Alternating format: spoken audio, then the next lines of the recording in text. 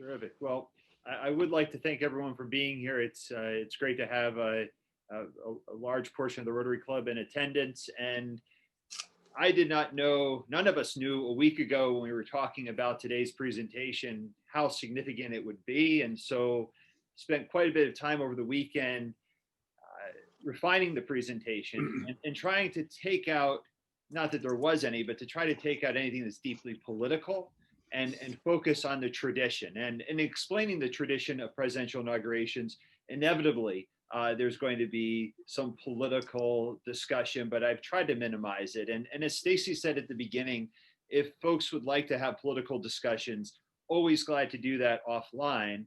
But today we're really focusing on a value part of our culture in the United States, and that is the transition of the most powerful office in the land. And to start off, I think it connects really well with Rotary because every year on January 20th, people put aside their differences. And this is a club that's made up of individuals of different backgrounds, different careers, different vantage points, but we all come together in the interest of serving the common good. And I believe that's the purpose of Inauguration Day, is to allow the side that was victorious and the side that was defeated to sit together, to celebrate the transition and to figure out how they're going to work together, but also how the side that is the minority is going to keep the majority in check. And so I think it's just a reflection every year of who we are as a united country that represents differences. And of course, this year, there have been many, many questions that have come up, and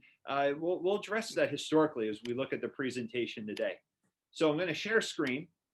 Start off with a letter I received years ago, 1992. I had sent a photo from the first inauguration that I attended, and I'll talk about that in a moment, when I was 10 years old. But I sent a photo that I had taken to the second lady of the United States, Marilyn Quayle, the wife of Dan Quayle. And she obliged and signed the photo that I sent her, but wrote this note, and it might have been from her secretary, but I always enjoyed the sentiment in the second paragraph. You were there to witness the organized and peaceful transition of power that has been taking place on a regular basis in the United States for over 200 years. This is a record of which we can be very proud.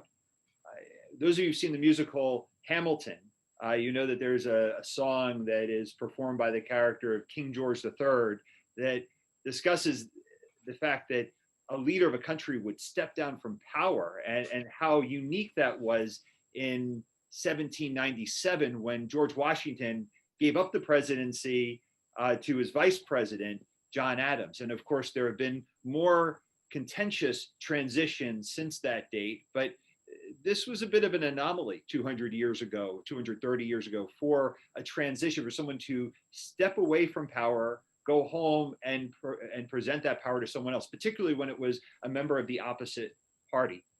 But that is something that's long been a part of our heritage. And I think that's what's attracted me to this event. First, it's a beautiful ceremony. And this is a picture, I believe, from President Obama's second inauguration. But when you go to this event, you stare at the United States Capitol. It's been set up in its best, with flags, with platforms. And there you see the members of Congress, regardless of party, members of the Supreme Court. They invite Congressional Medal of Honor recipients. There's the Marine Band, and it is a day of celebration. There is no debate that day. It's a date when we celebrate who we are as a country every 4 years. This is the event that's in our minds right now. And as I said, I'm going to try to avoid the politics, but I believe that this event last Wednesday has polluted this transition and has raised a lot of questions in our country. And so my hope is that with this presentation, we can root ourselves in who we are and not what we currently have allowed ourselves to be. But also in starting this presentation, I would like to just pay homage to the memory of Brian Sicknick. He is the police officer who was killed last week. He was hit in the head and died later the next day. To me, there's a personal connection in that he is from New Jersey, as am I. He grew up maybe 20 miles from where I grew up, and I never met him, but we were born the same year. And so there are some parallels there. And the fact that he died defending this building that represents all of us, those of us who are Americans and those of us who value American values. And of course, this weekend, you might have heard that there was another police officer, Howard Livengood Jr., whose father had been the Sergeant of Arms of the United States Senate, who took his own life following what happened last Wednesday. And then there were 4 others who were involved in the protests who were killed as well, or who died. You know, it's a tragic moment. It's a low point. I hope it's the lowest point, and that we rise up from there. But I think that it is important to pay homage to the people who protect our building, who protect our institutions, our government, and allow us to enjoy the freedoms that are part of the American story. What I'll show you here in this image is an interesting page of history. This is a draft of the US Constitution from 1787. And the handwriting that you see are the notes in the writing of George Washington, who was president of the Constitutional Convention in Philadelphia. And I think you can see with my mouse, in the Constitution are the actual words of the oath of office. And in the original draft, it said, "I," and then state the name, "formally swear or affirm that I will faithfully execute the office of President of the United States," end of quote. You can see his handwriting in between the lines where the words are added, "and will to the best of my judgment and power preserve and protect and defend the Constitution of the United States." These words were later further modified to say, "will to the best of my ability preserve, protect, and defend the Constitution of the United States." And then about 100 years after, the words, "so help me God," were added as well.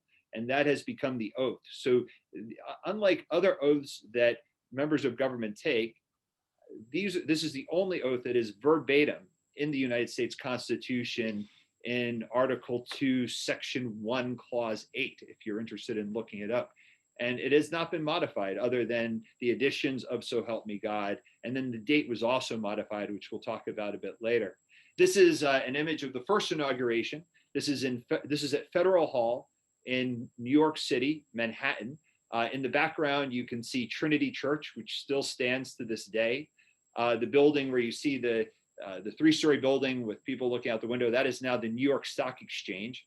Federal Hall has been rebuilt, but Washington stepped onto this balcony, and the oath of office was administered by the Comptroller of New York, which is the name used at the time for the New York Chief Justice. There was no US Chief Justice. John Jay, our first Chief Justice, would not take office for another half year, but he took his oath, gave a speech, and began this transition, began this tradition of the president being sworn in, giving a statement or an inaugural address afterwards, and then beginning his duties.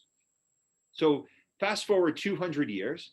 This is 10 years old. This is me at 10 years old in Washington, D.C. on January 20th, 1989. So just shy of 2 years. And as my mom, who's in the audience, would say, at an early age, I think around the age of 6, an aunt of mine had given me a book with these giant poster images of the American presidents. And some kids start fascinations early and they evolve. And I had many as an only child, lots of little hobbies and collections and interests. But the interest in American history, and particularly with the story of the presidents, has stuck with me to this day. And whether that's reading novels or whether that's following the news, it's just been, it's always been not just an object of curiosity, but a way of understanding who we are, our society. And the first election that I was able to actually follow with interest was in 1988. And my father had the idea of driving down to Washington for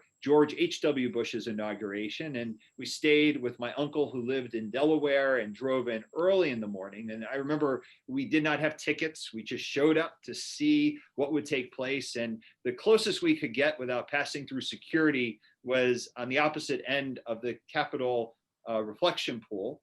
And there you can see glowing in the distance, in the background, is the setup for the inauguration. The sky was just starting to turn color.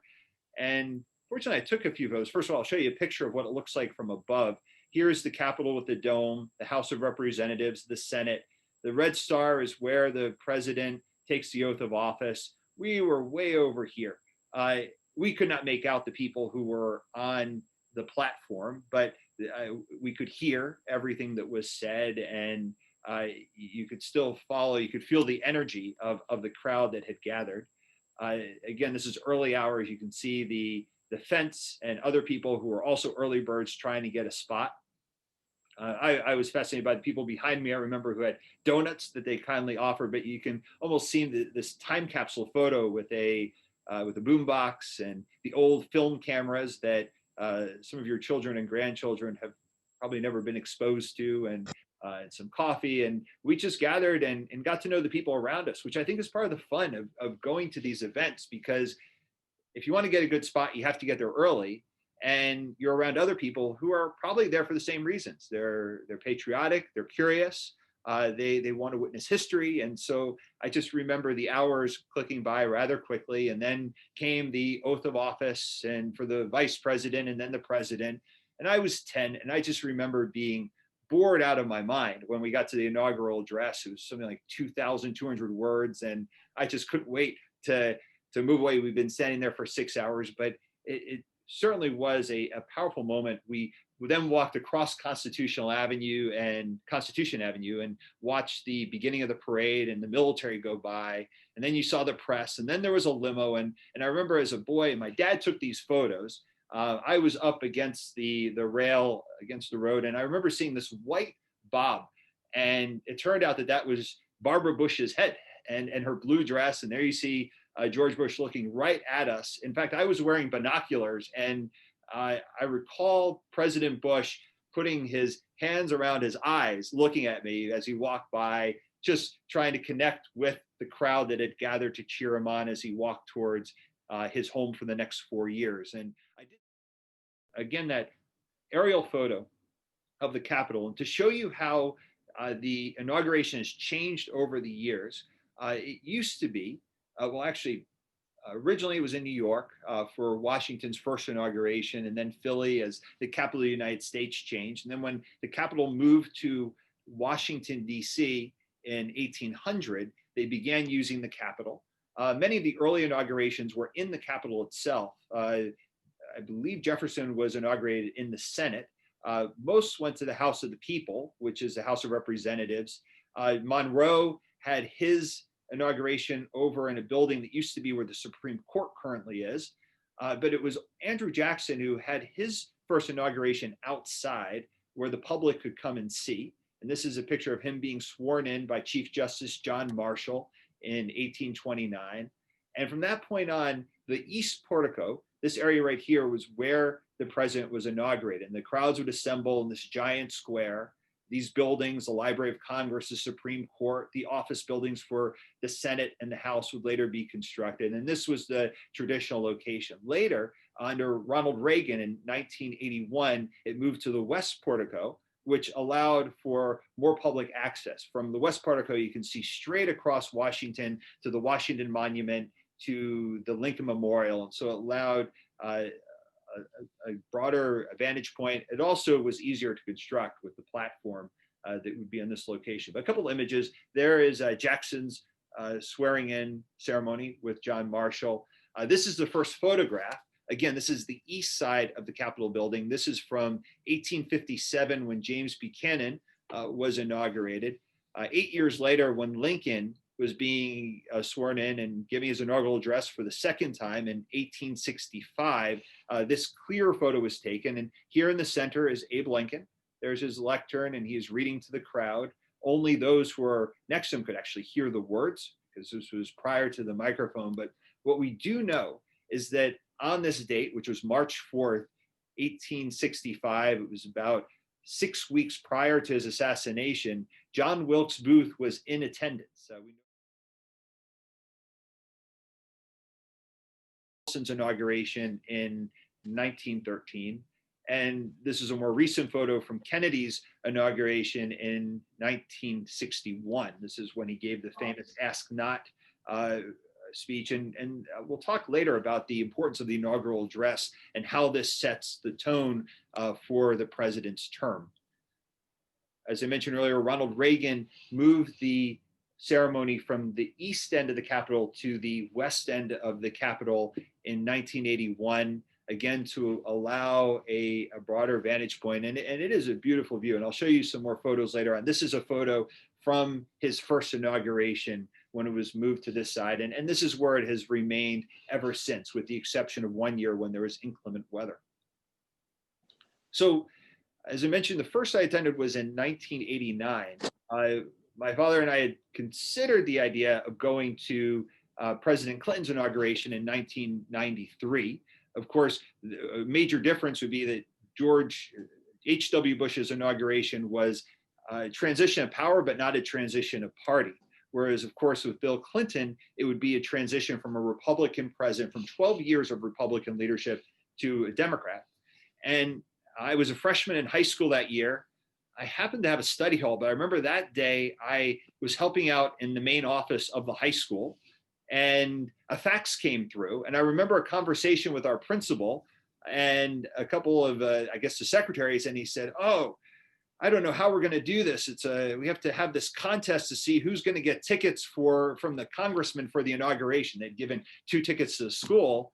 And I remember I mentioned to the principal, I said, "Oh, my dad and I are planning to go." And he said, "Oh, this is easy." He just said, "Here, the tickets are yours." So without any contest, I was able to get tickets from my school, from the congressman. And it was just a little bit of luck. This is me when I was 14, picking up the tickets from the congressman. His name was Bob Franks. Unfortunately, he passed away about 2 years ago, but he had been given tickets for the inauguration. He was a Republican, so different party from Clinton, and decided to just give the tickets to high school students in his district. So I was the lucky recipient from Bound Brook High School. And once again, my dad and I had been before, and now we decided to be a little bit more strategic in terms of getting there early, knowing that we'd get there a little bit closer. Here you can see 1993. This is about where we were able to get. We were the first in line. We went and we found a place where we knew we could have a closer view. And what was interesting is we were right in front of the area where, I guess you'd say, the VIPs sit. So we were as close as you could with the standing room for general public who had these tickets. And because of where we were standing, for the hours leading up to the actual ceremony, we had a very interesting, I guess, assembly of people walk by. This was Judy Collins, the singer, who walked by, and I sent her the photograph, and I guess she did not have a great pen because it took her a couple tries to get the signature on there. This is Geraldine Ferraro, who was the first woman to run for vice president, unsuccessfully though, with Walter Mondale in 1984. This is Harry Winkler, for any of you who watched Happy Days. He walked by, it was when the politicians walked by, no one seemed to care. But when it was a TV celebrity, I remember the crowd went nuts for him. This was Roseanne Barr and Tom Arnold, just weeks before they were divorced, but she was very popular at the time. And no, she did not give the national anthem at this inauguration. This is John F. Kennedy Jr. and Daryl Hannah, who was his girlfriend at the time. And of course, this was 10 years before his tragic death. And not to say there was bad luck for people who walked by me, but I was most excited when Christopher Reeves passed by, because I grew up as a Superman fan, and there he was in person. And of course, he would have his accident a few years later, and there he is with his wife, Dana. But the ceremony itself, we were much closer. We could see the people on the platform. They were still, I guess, pretty larger than a grain of rice, but it was fascinating to see the crowd and to have this particular vantage point.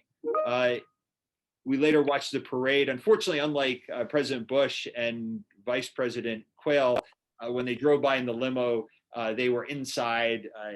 You could not see through the windows, but we watched the parade and had a wonderful day. I wanted to now just talk about transitions. As I mentioned, in 1993, it was a transition of party, not just a transition of power. And I think that's an interesting part of the tradition of Inauguration Day. I put this photo up from 1913.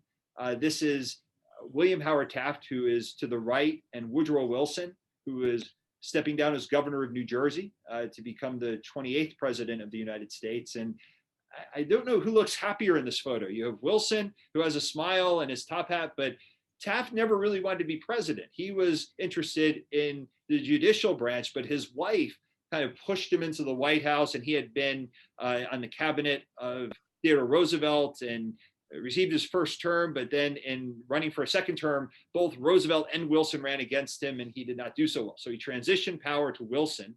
This is 8 years later. Wilson, those of you who know history, know that in the last year of his presidency, he suffered ill health. He had had a stroke, mainly stayed within the White House with his wife, controlling who was able to deliver messages to him. But he did come out for the transition, rode with President Harding, who is the incoming president. He did not actually sit on the platform. He stayed inside the Capitol during the ceremony itself, and then Harding was sworn in. This is another photo of William Howard Taft, the same man you saw in the first photo leaving the presidency. Well, it was Warren Harding who appointed Taft to his dream job, which was Chief Justice of the Supreme Court. And so as Chief Justice, he was able to administer the oath of office to Calvin Coolidge for a second term and to Herbert Hoover, which is who you see in this photo. So here with the hat is Chief Justice Taft. And then here, the new president is Herbert Hoover. This is a final photo with Herbert Hoover on his final day as presidency, and of course, Franklin Roosevelt. This was what we call a rough transition.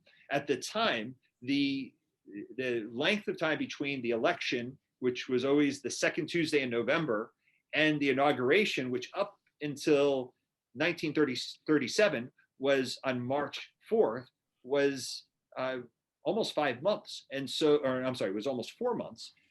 So it was a lot of time transpiring. And of course, this was during the Great Depression. And Herbert Hoover was very cautious about some of the plans that Roosevelt had, and was trying to make changes prior to Roosevelt coming to power. The two were not getting along at this point, but yet they still drove together in the same car from the White House to the Capitol building.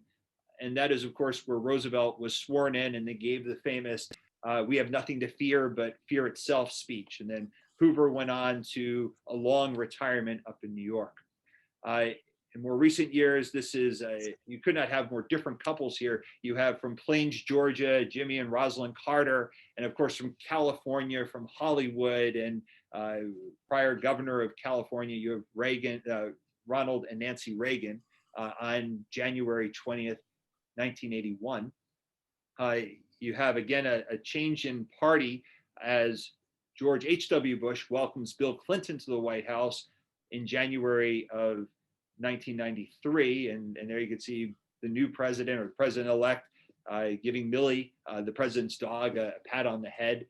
But what I also think is interesting was the note that was left by President Bush for incoming President Clinton, which is a tradition that I believe existed, but it really became famous because we have the copies of the letter that President Bush and some of his successors would leave. And I really like this last line. It said, "You will be our president when you read this note." And again, remember, Bill Clinton defeated George Bush. "I wish you well. I wish your family well. Your success is our country's success. I am rooting for you. Good luck, George H.W. Bush."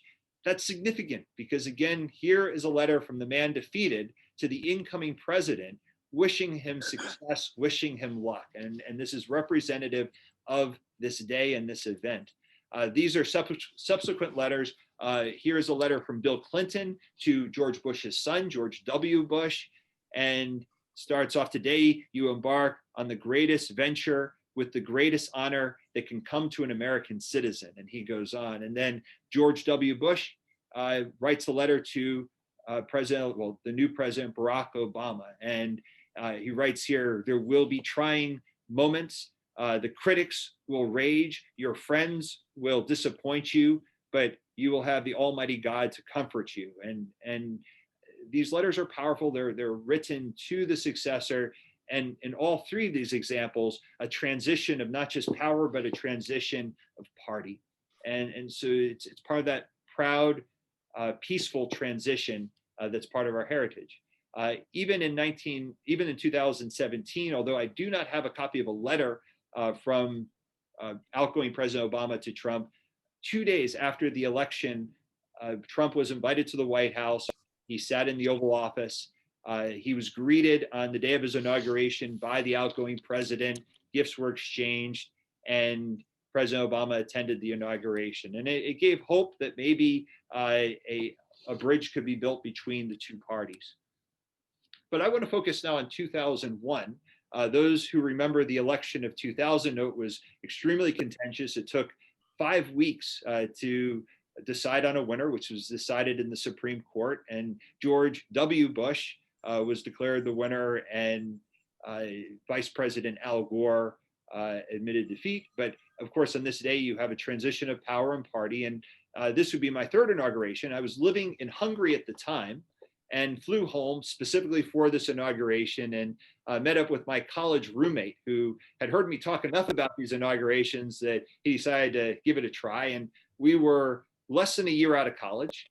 We did not have a lot of money, so we weren't going to stay in a hotel, but we showed up the night before. I remember we went to Walmart and we bought those foldable benches or chairs, lots of ponchos and rain gear because we knew it was going to be raining that night. And we decided we were just going to sit out and stay warm for the evening. And we actually did that. We slept on Capitol Hill. And in the morning, it turned out that there was a hole in the fence. And people just went up basically to about the same point where, I don't know, I guess I made it a couple 100 feet from where I was for Bill Clinton's inauguration. But we were out there right about this corner before you get to the actual hill itself. And it was interesting as we waited, we saw a familiar face not far from us, maybe about 4 or 5 people away, and it was Senator Joe Lieberman, who you might recall was Al Gore's running mate, and he decided to come into the crowd. It was a Saturday, and because Joe Lieberman is Jewish, he did not feel it was appropriate for him to sit on the platform during the Sabbath, but he did join the crowd, and we said hi to him. We watched the ceremony. You can see this very compact crowd. The weather was not favorable that day, but again, it was a fantastic event to witness. And I remember it rained afterwards. We watched the parade. President Bush passed by in his limo with the windows up. And then I flew back from there to Hungary to continue with my teaching at the time. This was all before 9/11, just a few months prior. So this was the last inauguration where security was not iron tight. And we'll see that later as we go up to future inaugurations. But now I want to talk about some of the inaugurations that happened off calendar. As I mentioned, up until the 20th Amendment in 1933, the inaugurations were always held on March 4th. But it was decided that that transition period was far too long. And so with the 20th Amendment, they moved the transition for incoming members of Congress and the Senate to January 3rd, and the president on January 20th. And so that became the tradition from President Roosevelt's second inauguration to today. But of course, there have been time periods in American history where presidents have died in office, and one case where there was a resignation and the inaugurations have not taken place on that date. This is the 10th president, John Tyler, receiving news that his predecessor, William Henry Harrison, had died only 1 month from being inaugurated. William Henry Harrison was sworn in on March 4th. He gave the longest inaugural address, I believe it was something like 8,000 words. He did it without wearing a hat. And there's myth that he caught a cold, and it was a result of that cold that he died a month later on April 4th. I don't know if that's true because he was in good health for 3 weeks following his inauguration, but then in late March, he fell ill, developed pneumonia, and died exactly a month after becoming president. And so his vice president, John Tyler, would take office. And of course, because he was the first vice president, there was question as to whether he would be acting president or president. It was decided he would be president. He was sworn in the US Senate. There are other cases in history. This is Harry Truman being sworn in on April 20th, 1945 by Chief Justice Harold Stone. And you can see the mood in the room. Franklin Roosevelt, who had been president for 12 years, had just died in Georgia, and he is being sworn in. Someone who had just been a senator 3 months before was sworn in as vice president in January of 45 and was now president. And there was concern in the room about whether or not Harry Truman would be up for the job. Of course, he was reelected, and history has served him well. The only president to be sworn in on an airplane and to be sworn in by a female judge was Lyndon Johnson. This was taken in Dallas, Texas, at Loving Air Base on November 22nd, 1963. Johnson had been friends with the district judge. Her name was Sarah T. Hughes.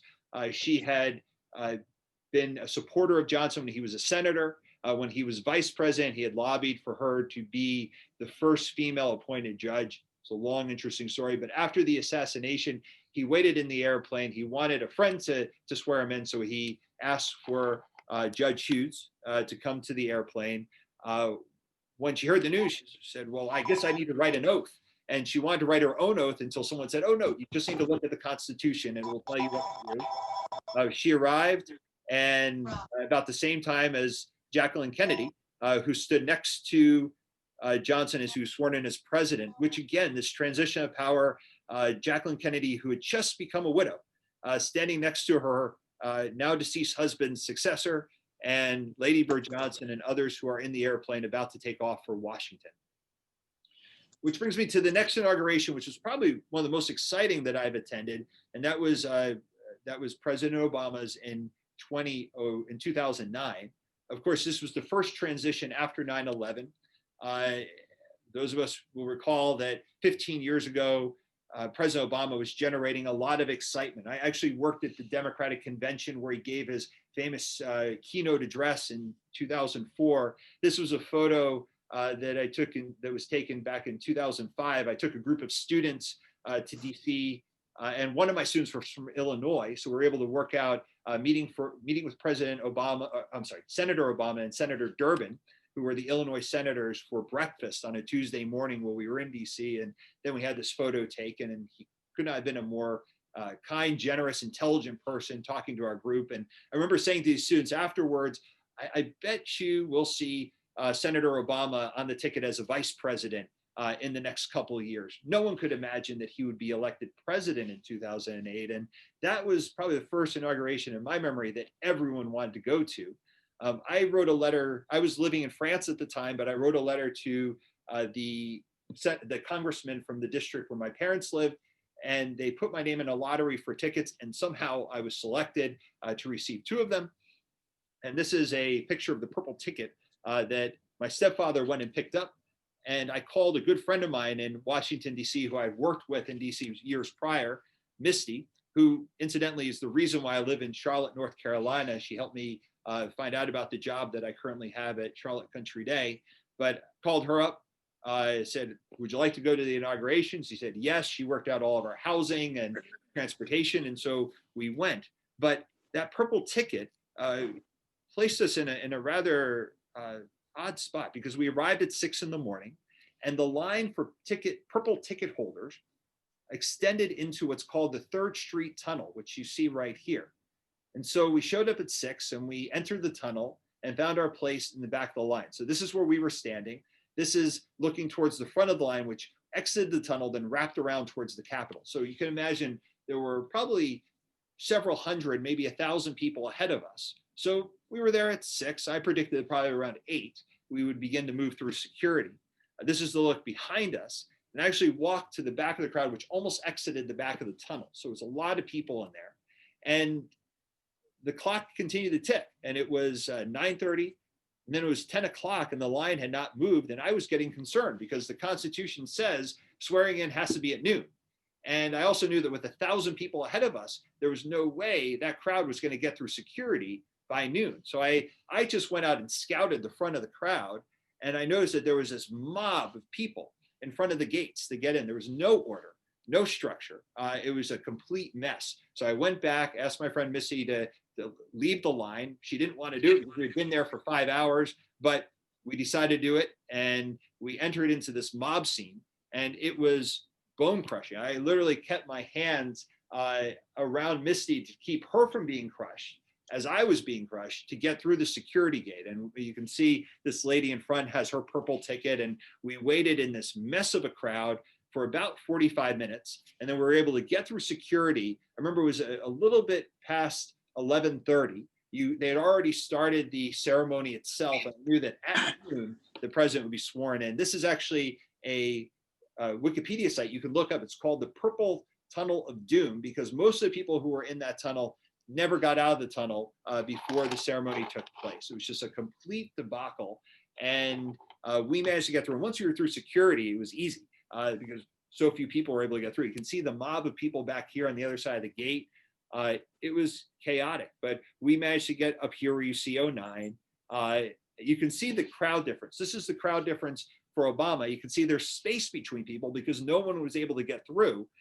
This was the same location for President Bush, and you can see it was shoulder to shoulder. So that just shocked me. I thought it was pretty sad, but we had a great vantage point. We observed the swearing in, the inaugural address, and the celebrations, and then stuck around long enough so that I could fly back to France that evening and teach my lessons the next day. But it was a remarkable transition, but the most chaotic by far, because they just were not expecting the millions of people who showed up to view this. They know that there was a crowd extending all the way past the Washington Monument, and it was quite a sight to behold. I did write a letter, by the way, a letter to the organizers, and I voiced my frustration, and they sent me this apology note. It's just a copy letter from Dianne Feinstein, and then they sent basically a replica of the oath of office, the program and the invitation, these printed pictures and signatures of Biden. Those are not real, but still have those as a memento. And like I said, it was crushing. But the next day, President Obama had to be resworn in. You might recall that in 2009, a mistake was made during the oath of office. And so to ensure that there was no legal question that he was president, the Chief Justice, John Roberts, went to the White House, repeated the oath. This is actually the third time in history that the oath has had to be repeated. The photo that's to the left is the 21st president, Chester Alan Arthur, who became president after James Garfield's assassination. It took 3 months between Garfield being shot and finally passing away, mainly of infection from some of the surgeries he had had. Arthur found out he was president around 2 a.m. He was quickly administered the oath by a New York judge. And then 2 days later, the Chief Justice re-administered the oath. This is a photo of Calvin Coolidge, who was the 30th president. And he was also woken up in the middle of the night and told that Warren Harding had died of a heart attack in California. And he happened to have a judge in the House, and that was his father, who was a justice of the peace and a notary public. So John Coolidge is the only person to have sworn in his own son as president. And because there could be some questions about that, a few days later, Calvin Coolidge repeated his oath and then was sworn in a third time when he was elected to a full term in 1924, inaugurated in 1925. President Obama and Franklin Roosevelt shared the distinction as the only two presidents to be sworn in 4 times. President Obama, because the first time there was a mistake, so it had to be repeated. The third time because Inauguration Day was on a Sunday, and they did not want to have the ceremony on a Sunday, so he was quickly sworn in the Blue Room of the White House. And then the next day he had his public 4th swearing in, so he was sworn in 4 times. This is a picture of Franklin Roosevelt being sworn in for his 4th inauguration in 1945. Presidents, like I said, have tended to use the Capitol, but for his 4th inauguration, Franklin Roosevelt wanted to be close to home, so he used the South Portico of the White House. Ronald Reagan, because of inclement weather, chose to have his 2nd inauguration in the rotunda of the Capitol as opposed to being outside. But I'll now move to 2017, the most recent inauguration. As I said, my dad took me to my first inauguration, so I decided to move it to Generation 3 and took my oldest son, Drake. Originally, I had actually booked a hotel in DC a year and a half in advance at the Harrington Hotel, found a room for normal rate. Usually the hotels go up to $1,000 a room or more during inauguration, but we were able to get a room and they honored it. Of course, the election in 2016 turned out slightly different than we expected. My wife and daughters were going to go, but in the end, it was just going to be a father-son experience. We took the bus up because I didn't want to mess around with parking a car. And that's a photo of us the day before. It's one of my favorite photos with Drake. He had a lot of fun getting to know the Capitol Police. They lent him on the motorcycle, not moving, of course, and you see the Capitol in the background. We also, similar to President Obama's inauguration, I'd written to Congressman Pittenger and there wasn't as competitive a lottery because we were offered 2 tickets within a matter of days. And we went to his office and they offered us these gray standing room mall tickets. But what I realized is that as we also visited the Senate offices, that having an 8-year-old son with you, when they saw the tickets, they said, "Oh, we'll get you better ones." And in the different offices we visited, they kept unloading tickets. Whereas with President Obama, it was so hard to get a ticket. They were selling for, in some cases, over $1,000 on eBay.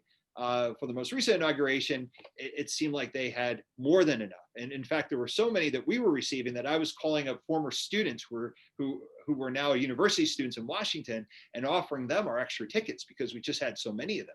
But we visited some of the different offices. We got another pack like you see here with the inauguration invitation and program, and copied photos with the signatures. We visited Senator Tillis's office, and his staff let my son sit at his chair. And I always like this book right here, Hacking for Dummies.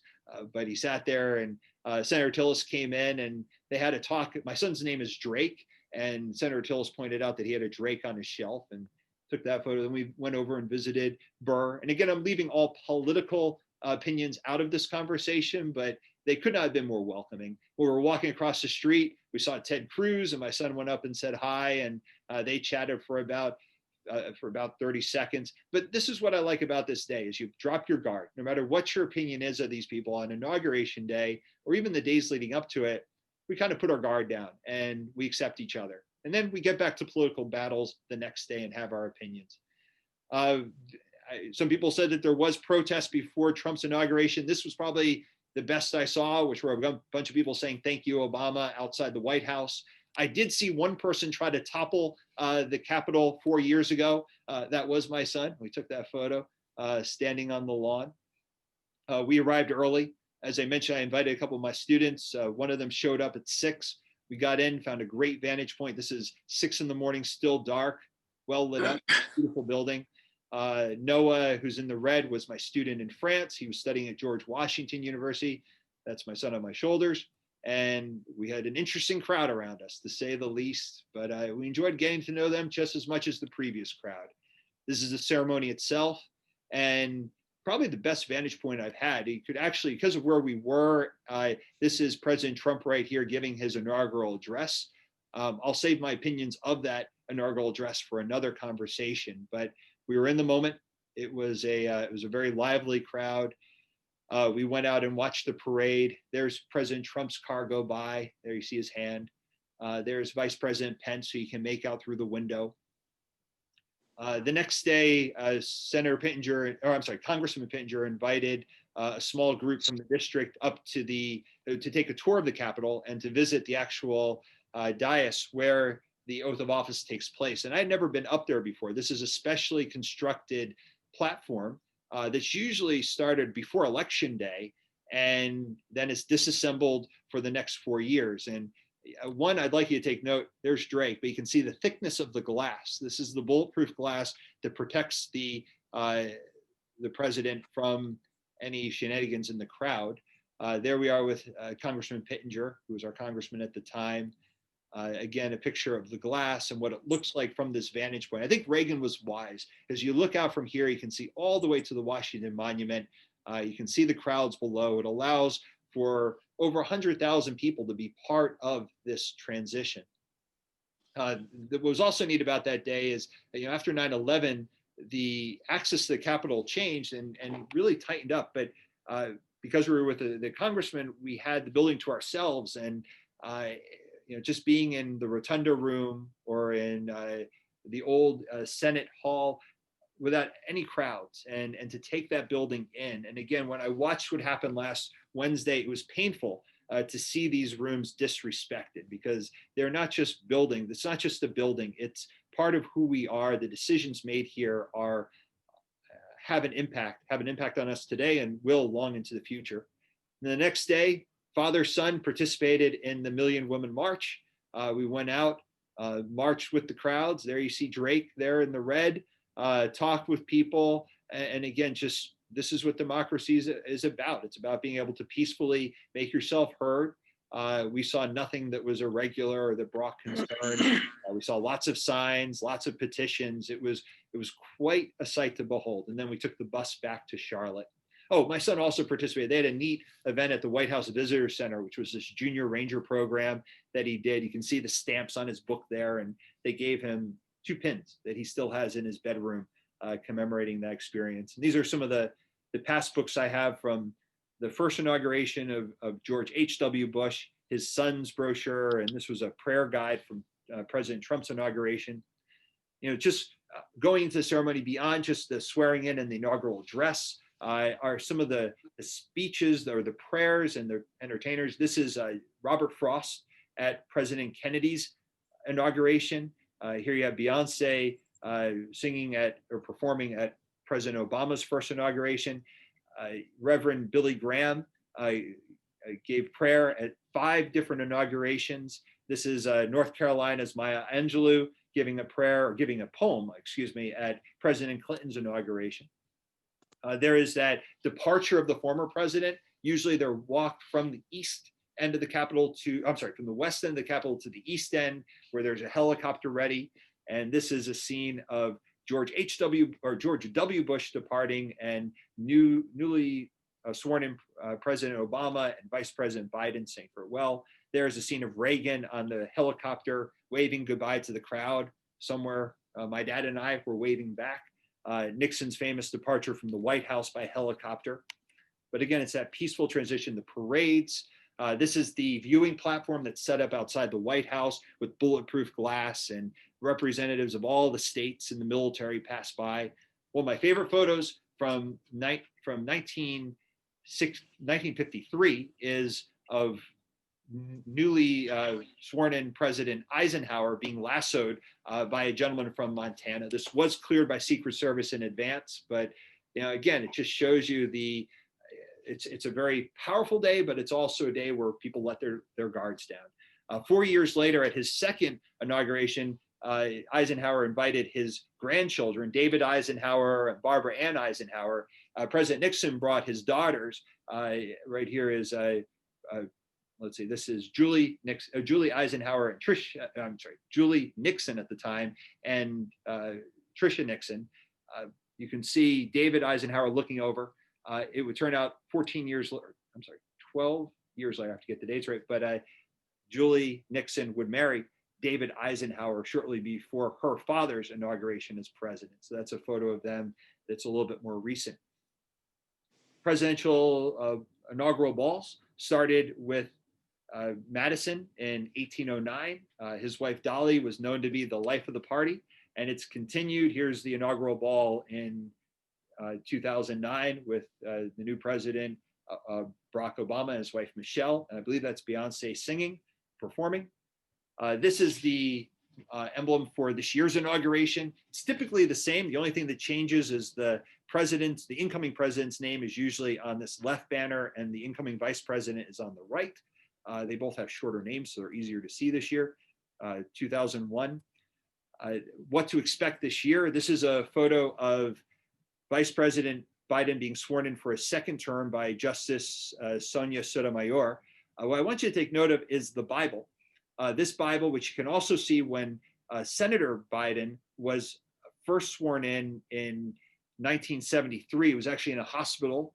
Many of you know that his first wife and his daughter were killed in a car accident. His sons were in the hospital for several weeks afterwards, recovering, and he contemplated not becoming a senator, but he chose to in the end and was sworn in at their bedside. But this Bible is the same, and it's the one he'll use next week. It's the Biden family Bible. It's been in the family since 1893, and it has the Celtic cross on the cover. So it's unusually large, but you'll likely see that on TV, not this Wednesday, but the Wednesday after.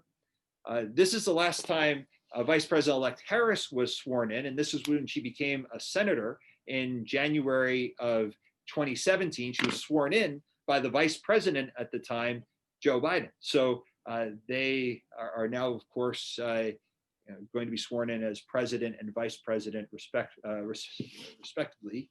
This is, by the way, Doug Emhoff, who's about to become the second gentleman of the United States, first man to be in that position. This year, of course, is going to be different. I thought I'd just throw these photos up here. I've tried to keep my kids involved politically, not to give away our politics in either direction. We try to keep it balanced. So I brought Drake and his sister Yara, and we had an exchange student, Lucia, living with us up until May of this year. And right before the pandemic, we went to the Trump rally that was at Bojangles Arena. And we wanted to see what it was like. And we wanted to be part of that experience, to know what people were thinking. That's about as close as we were able to get to President Trump. So again, that was less than a year ago.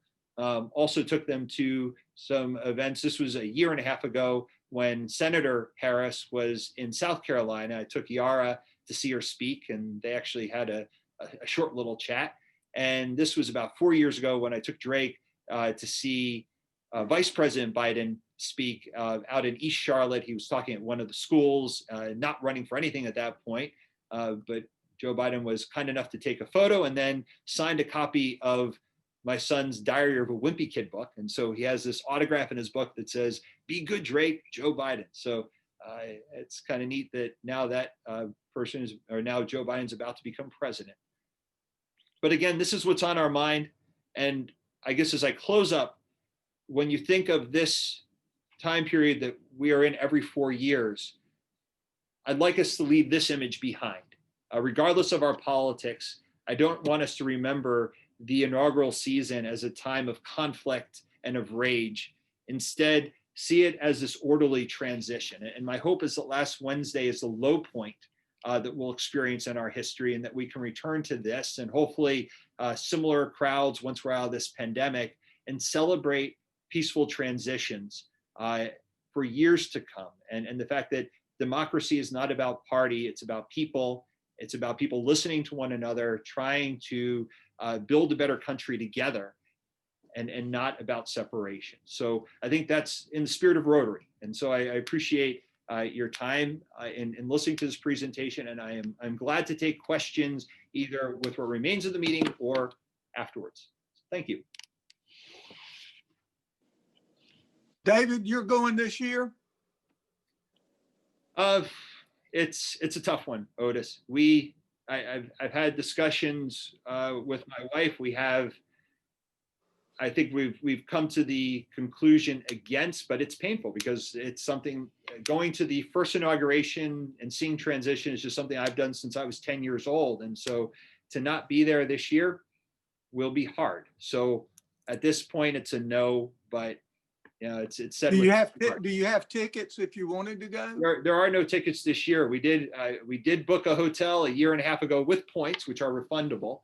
I did write to Congressman Bishop, and we were in the lottery, but then we received a note or an email a few days later that said that there would be no tickets. So what has happened this year is, instead of every congressman and senator being allocated typically a couple dozen, sometimes if you're in the right party, over 100 tickets to give out to constituents and friends, this year they've all been given one. So that could be for their spouse, it could be for but it's certainly not going to get to us. So, and if we did go, we would not want to be in a crowd. We'd probably hang back. Do you think they're going to limit who gets inside the fence now because of that? Absolutely. Huh? Yeah. Absolutely. I think that the security is going to be unlike anything we've ever seen. I do admire the fact that the president and vice president-elect have chosen to keep the inauguration outdoors, to keep it on the dais. It's already been built. So again, this was built prior to the election. A lot of money, a lot of work went into building that. It makes sense to have the inauguration outdoors with a limited crowd, but the security will be unlike anything we've ever witnessed before. Do you think the limitations is because of security or because of the COVID? I think it's both. It might have been COVID. Might have been COVID initially, right? I think it started with COVID, but after last week, you can't allow that. You can't allow things to go wrong on that day. That day starts the new term, but at the same time, it is part of who we are. So my hope is that, I understand why people wanted to go to Washington, D.C. 4 years ago and protest. I think being able to protest is a part of who we are and something we should accept and even welcome. but the Million Woman March waited until the next day.